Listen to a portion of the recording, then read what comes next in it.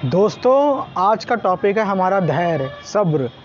क्योंकि आज का मनुष्य और आज के जीवन में हम लोगों के अंदर सबसे ज़्यादा जिस चीज़ की कमी हो रही है वो है धैर्य। आज के मनुष्य के अंदर, आज के व्यक्ति के अंदर धैर्य नाम की कोई चीज़ ही नहीं है।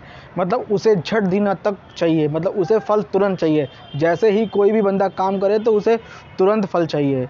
पहले के लोगों में बहुत ज़्यादा सब्र हुआ करता था भाइयों, इतना ज़्यादा सब्र कि पहले के लोग निश्चिंत रहते थे। आज के टाइम में क्या है, कोई भी आप काम करते हैं तो आपको तुरंत ही उसका रिजल्ट चाहिए। अरे आप पौधा लगाते हैं, उसको सालों साल पानी देते हैं, तब जाके वो होता है। कोई भी बीमारी है, जब आप दवा खाएंगे तब धीरे धीरे उसको मिटाएगी। एकदम ये कोई जादू की छड़ी नहीं होती जो फूंक मारी और स्वाहा हो गया।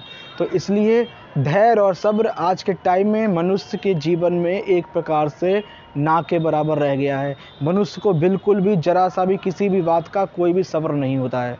वो ये उसको बिल्कुल वेट ही नहीं होता है कि मैंने कुछ किया है या मैंने कुछ किया है तो मुझे तुरंत रिजल्ट मिलना चाहिए। अरे तुम कर्म करो, कर्म तुम्हारे हाथ में है। जैसा कर्म करोगे ईश्वर तुम्हें वैसा फल देगा। फल की चिंता क्यों करते हो? पहले कर्म तो करो। नहीं, कर्म से पहले फल सोच लेते हैं। ऐसा करेंगे तो क्या ऐसा होगा, ऐसा करेंगे तो क्या ऐसा होगा।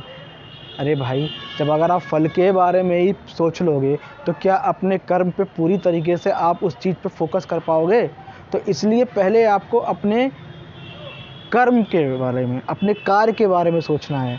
अगर कार्य आपका अच्छा होगा तो उसमें वक्त या कुछ देर, कुछ क्षण ज़रूर लग सकते हैं, पर आपको फल ज़रूर मिलेगा। अगर आप फल के बारे में पहले सोच लोगे तो उस कार्य पे आप अपना 100% इफ़ेक्ट और 100% एफ़र्ट आप उस पे अपना डाल ही नहीं पाओगे। तो इसलिए थोड़ा सा धैर्य अपने अंदर लाइए, थोड़ा सा सब्र करिए। क्योंकि जिस मनुष्य के अंदर और जिस इंसान के अंदर धैर्य होता है वो बहुत ऊंचाई तक जाता है, और जिसके अंदर धैर्य नहीं होता तो वो जितनी ऊंचाई से स्पीड से जाता है उससे 4 गुनी स्पीड से वो नीचे डाउन होता है। क्योंकि ये एक प्रकृति का नियम है, और ये नियम है जो ऊपर उठा है वो नीचे जाएगा, और जो नीचे है वो कल, आज नहीं तो कल वो ऊपर उठेगा।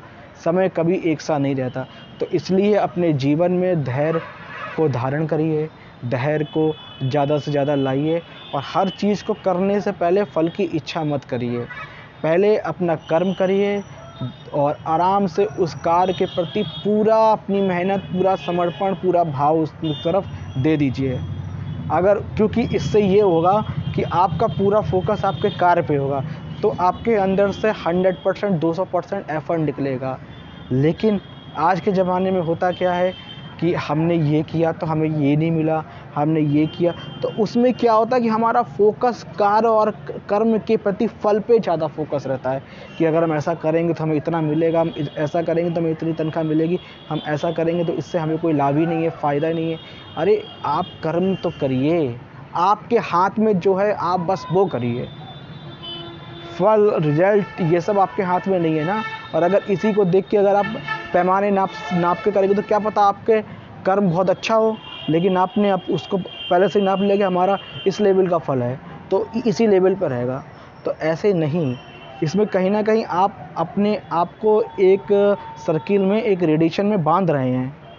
आप एक पक्षी बनिए जो आसमान में उड़ता है, उसे ये नहीं पता हम कितनी ऊंचाई तक और कितनी दूरी तक जाएंगे। जिस आपसे हमारा मन होता है, हमारा सोच होता है, जो जिसकी कोई सीमा नहीं होती है। हम रात में सोते वक्त भी उसकी कोई सीमा नहीं होती कि हम कितनी दूर तक जाएंगे, कहाँ तक जाएंगे और कहाँ तक हमें जाना है।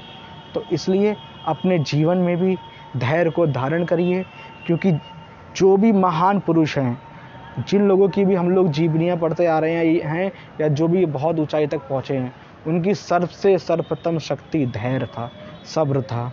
उन्होंने धैर्य और सब्र को धारण किया और आज इस मुकाम पे पहुंच गए हैं कि कई वर्षों के उपरांत भी आज भी लोग उनकी जीवनियाँ पढ़ते हैं, आज भी लोग उनके विचारों का आचरण करते हैं, और आज भी लोग उनके विचारों को सुनते हैं और उस चीज़ को पालन करते हैं। आप गौतम बुद्ध जी को देख लीजिए, स्वामी विवेकानंद को देख लीजिए, आप जितने भी महापुरुषों को देख लीजिए, उनके अंदर धैर्य तो बहुत ज़्यादा, मतलब ईश्वर ने कहते नहीं कि कूट के उनके अंदर धैर्य भरा है। तो आप लोग भी धैर्य का पालन करिए। और अगर आप लोगों को ये जानकारी अच्छी लगी है तो प्लीज़ चैनल को लाइक करिएगा, शेयर करिएगा और सब्सक्राइब करना ना भूलिएगा। जय हिंद।